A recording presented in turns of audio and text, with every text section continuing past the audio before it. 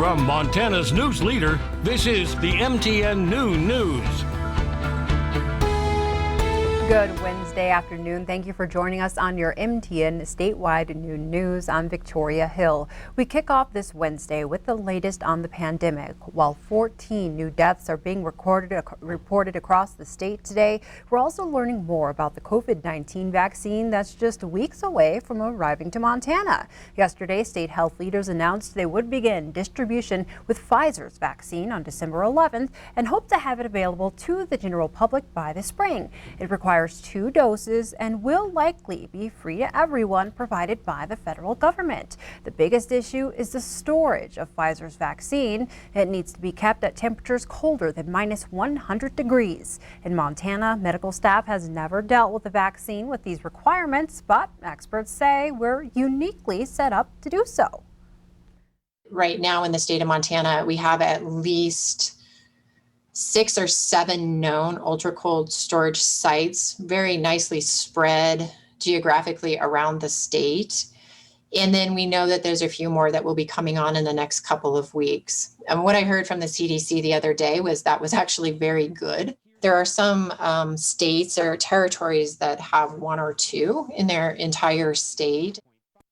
When Moderna releases its vaccine, it will not require the extreme cold storage. And U.S. Senator Steve Daines is calling on the CDC to ensure Montanans and rural communities get access to a safe and effective vaccine. You may remember Daines took part in Pfizer's vaccine trial and tested positive for the antibodies. He said he did it to build confidence and trust for Montanans wondering if they should take the vaccine. And now it's time to get a check of weather. Good afternoon, Ed. How are things going so far? So far, we've got a couple of things that we're going to be watching, Victoria, as we get in through the rest of today and heading into tomorrow. Number one, showers in the area. We see that. Here's a look from midnight through now, and you can see the snow showers moving through western Montana and starting to break up a bit, but now showers are starting to move into the eastern plains. It's warm enough, though, as you can see from those green shaded areas, that we start to switch over from the snow showers of western Montana to rain showers in the eastern plains. And we also have wind through the midsection of the state. No big surprises there, but the winds have been particularly gusty during the overnight hours, and tomorrow they're going to become more widespread into the eastern plains. We'll talk more about that coming up with the forecast details in just a short time. Thank you so much, Ed. One day after resigning as U.S. Attorney, Kurt Alme is officially joining Governor-elect Greg Gianforte's administration as the state's next budget director. But before he leaves his current post, Alme is sharing some of the challenges his successor will face. He says during the pandemic, the jump in violent crime is alarming. In Missoula County, aggravated assaults are up more than 40%, and here in Yellowstone County, it's even worse. In September alone, there were 119 violent crimes. That includes murders, robberies, and aggravated assaults. Pre-COVID, the highest monthly total was 79 from the summer of 2019. Alme says domestic violence numbers tend to go up during natural disasters that keep people inside, and the sale of substances that trigger violent crimes were also up. Alcohol sales, I think, were up 50% in the first few months. That's never a good thing. And we know from Millennium Health that methamphetamine urinalysis positive test rates were up over almost 34% in the first few months of this pandemic in Montana, which means meth use was also up.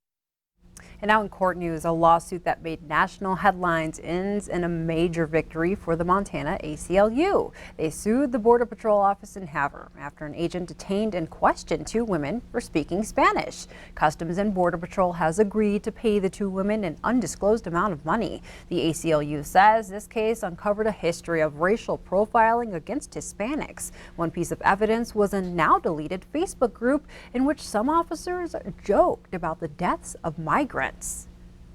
Settling the case is good. It obviously sends a message that this kind of conduct won't be tolerated and that government agencies have to be held accountable. But at the same time, there's more work to do.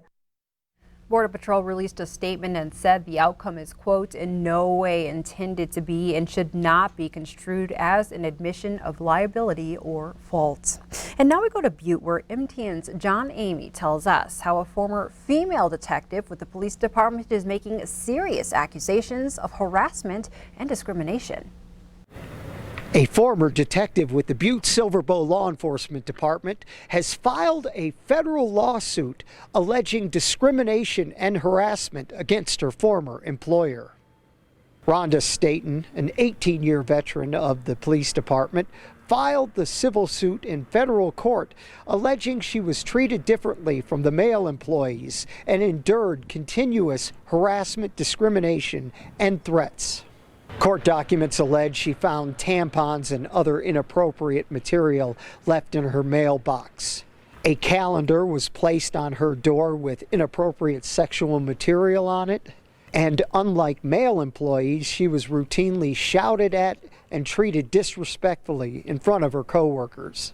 Staten claims in the lawsuit that she reported these incidences on at least 6 different occasions to her superiors, but they were ignored.